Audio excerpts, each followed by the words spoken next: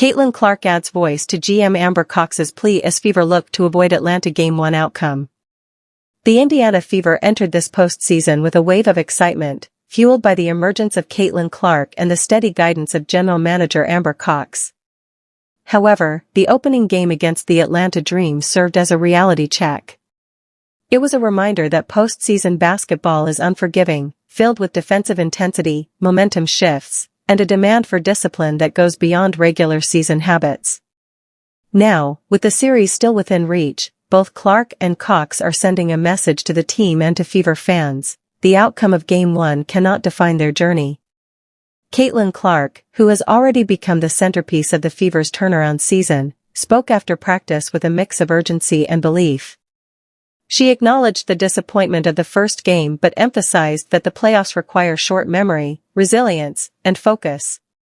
Her message aligned closely with that of Cox, who earlier in the week urged the Fever to rise above the jitters, distractions, and mistakes that marred their Game 1 performance.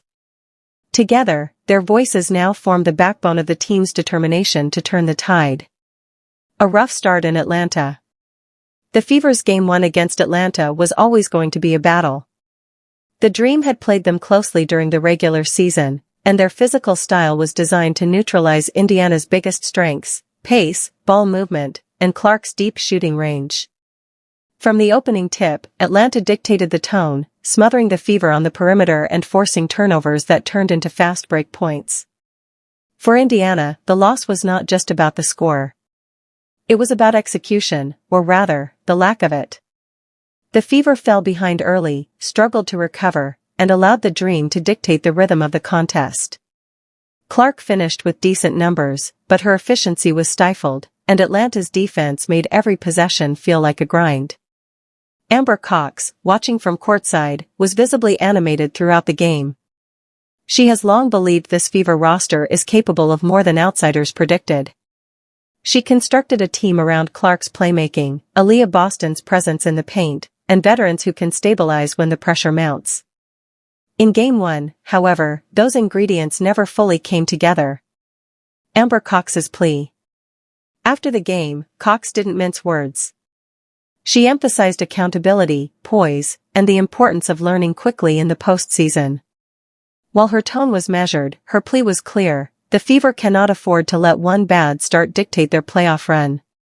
She reminded the team that preparation, discipline, and composure are what separate postseason contenders from those who make early exits. Cox's message wasn't about panic, it was about urgency. She knows the Fever are young, led by rookies and second-year players still adjusting to playoff intensity. But she also knows that excuses are meaningless at this level. Her plea was not just directed at players but also at the fanbase, urging patience yet demanding commitment. She framed the Game 1 loss not as a disaster, but as a chance to prove their resilience. Caitlin Clark adds her voice. Caitlin Clark has never shied away from big moments or from responsibility. She stepped to the microphone after practice and echoed Cox's words, amplifying the urgency. For Clark, this is familiar territory. Her college career was filled with high-stakes games where mistakes had to be forgotten quickly. She told teammates that playoff basketball is about mental toughness as much as physical skill. Clark's comments revealed her growing role as both a star and a leader. She pointed out that the Fever had stretches of good basketball in Game 1, but their lapses cost them dearly. She challenged herself first, admitting she could have taken better care of the ball and found ways to create more efficient shots. But she also challenged her teammates to match Atlanta's intensity, especially on defense and on the boards. What makes Clark's words powerful is not just her on-court brilliance but the authenticity of her competitive spirit. She is not content with being a rookie sensation, she wants to set a tone for the Fever's culture. Her voice, paired with Cox's leadership, gives Indiana a dual force pushing the team toward accountability and improvement. Key adjustments for Game 2. If the Fever want to avoid a repeat of Game 1, several adjustments are necessary. 1. Ball security. Atlanta thrived off Indiana's turnovers. Clark and her backcourt partners must limit risky passes and stay patient against pressure. 2. Physicality in the paint. Aaliyah Boston has to assert herself early. Indiana must match Atlanta's rebounding effort and prevent second-chance opportunities. 3. Bench contribution. Depth matters in the postseason. The Fever need their role players to provide steady minutes, hitting open shots and defending without fouling. 4. Tempo control. The Fever thrive when Clark pushes pace, but they cannot allow Atlanta to dictate transition opportunities. Controlling tempo will be key. 5. Mental reset. Perhaps most importantly, the Fever must approach Game 2 with a clean slate. Dwelling on the Game 1 struggles will only create hesitation. These adjustments reflect not just tactical shifts but also the mindset both Cox and Clark are demanding: sharper focus, greater intensity, and a willingness to embrace the grind. The emotional undercurrent. Beyond X's and O's, there is an emotional layer to Indiana's situation. For the first time in years, the Fever are back in the playoff spotlight, thanks in large part to Clark's arrival. The energy around the franchise has skyrocketed, and expectations have followed. Fans want to believe this team can make a run, and the players feel that weight. Amber Cox has been careful to balance excitement with realism. She has often reminded people that this is a process, that building a championship-caliber team takes time.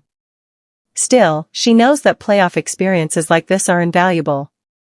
Even in defeat, lessons are learned that can shape the future. For Clark, the emotional stakes are personal. She has spent her first year in the league under an intense microscope, with every performance dissected nationally. Yet she thrives on those expectations. Her willingness to step into the spotlight, to speak up after a loss, and to hold herself accountable shows why the Fever believe she is not just their star, but their franchise cornerstone. Rallying the locker room.